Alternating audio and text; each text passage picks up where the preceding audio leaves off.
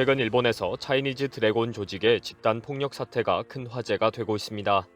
중국말을 하면서 치고받고 싸우는 사건으로 일본 사회를 공포에 몰아넣고 있기 때문입니다. 도대체 경찰은 뭐 하는가? 라는 분노의 목소리가 높아지는 가운데 조직에 대한 관심도 높아지고 있습니다. 이 와중에 일본 경찰청이 대책을 세우기 어렵다, 파악도 안 된다, 야쿠자보다 더 위험한 존재이다 라는 발언을 해서 일본 사회를 발칵 뒤집어 놓았습니다. 지난 16일 밤 도쿄 이케부쿠로에서 벌어진 차이니즈 드래곤파들의 집단 패싸움은 큰 충격이었습니다. 400명이 들어가는 프랑스 요리 가게를 통째로 빌려서 징역 12년을 살고 온 조직원의 환영 파티를 했습니다. 술을 잘 먹다가 치고받고 싸우면서 부상자가 발생했고 모두 경찰이 오기 전에 사라진 것도 영화 같은 내용입니다. 이 범죄 조직을 일망타진하라는 분노가 높아졌습니다. 차이니즈 드래곤 범죄 조직의 결성에 관한 내막을 알고 보면 이 모든 것이 일본이 저지른 일입니다. 일본의 전쟁 범죄로 일본인들이 대거 중국으로 건너갔고 이들의 후손이 범죄 조직을 만들게 된 것에는 일본 사회에 고질적인 병폐가 있었기 때문입니다. 차이니즈 드래곤은 1988년에 결성한 중국 잔류방인 2세의 폭주족 집단이 발전한 범죄 조직입니다. 잔류방인은 1945년 패전 이전에 중국 등에 진출해 있던 수십만 명의 일본인들이 일본으로 돌아오지 못하고 중국에 남게 된 사람들입니다.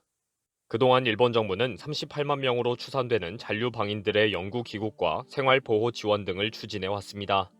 당시에는 중국에서 귀국한 일본인 2세 젊은이들이 일본말도 잘 못해서 학교에서 많은 조롱과 적극적인 괴롭힘이 넘쳤습니다.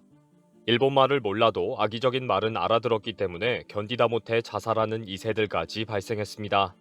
결국 이들이 폭주족 집단이 되고 나중에는 일본 사회에 대한 분노, 잔류 고아의 단결, 권리를 주장하면서 조직이 됩니다. 조직의 목표가 합쳐진 노라고는 영어 드래곤의 일본 한자식 표현이기도 합니다. 현재 간사이에 본부가 있으며 전국적으로 30여 개의 지부를 가지고 있는 것으로 알려져 있습니다. 창설 멤버의 나이가 50대이지만 현역 조직원으로 활동하고 있으며 대부분은 40대이며 20대도 상당히 많다고 합니다. 결국 일본에서 겪은 차별과 빈곤, 폭력에 맞서서 야쿠자보다 더 무서운 범죄 조직이 된 것입니다. 일부에서는 차이니즈 드래곤 조직에 대한 인기가 치솟으면서 화제가 되기도 합니다. 최근 차이니즈 드래곤의 창설 멤버였던 사사키 히데오가 큰 인기를 끌고 있습니다. 사사키 히데오는 최근 손을 씻었다면서 유튜버로 활동을 하고 있습니다. 지난 2월에는 야쿠자도 두려워하는 최악의 범죄 마피아 조직을 만든 남자라는 책까지 출판해서 큰 인기를 끌었습니다. 자신의 유튜브 채널뿐 아니라 일본의 유명 유튜버들이 서로 모셔가려고 경쟁을 할 정도입니다.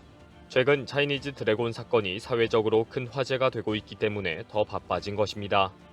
사사키 히데오의 결혼 여부와 자녀 유무 등 모든 것이 관심사항이 되면서 과거 화려했던 범죄 스토리까지 화제가 되고 있습니다.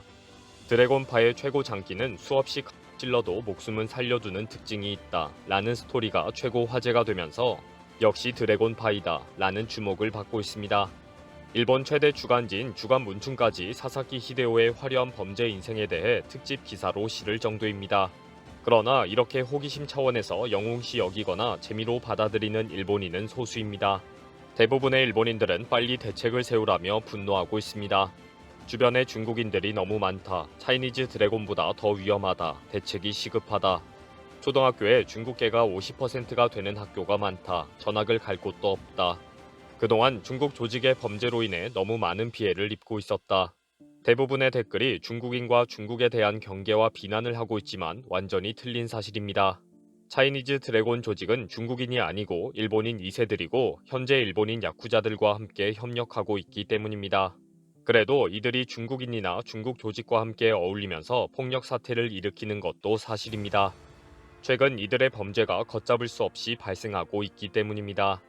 최근 이케부쿠로 식당에서 중국말을 사용하는 사람들이 난동을 부렸고 선샤인 빌딩에서 이런 사태까지 났기 때문에 경찰이 빨리 나서주기를 바라고 있습니다.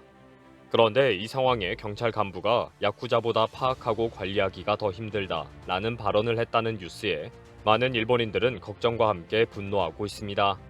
그러나 경찰의 발언대로 현재 차이니즈 드래곤파와 같은 범죄 조직은 조직과 조직원을 파악할 수 없는 시스템을 가지고 있는 것으로 알려졌습니다. 조직과 조직원들도 경찰의 관리 파악을 피할 수 있는 시스템을 만들었기 때문입니다.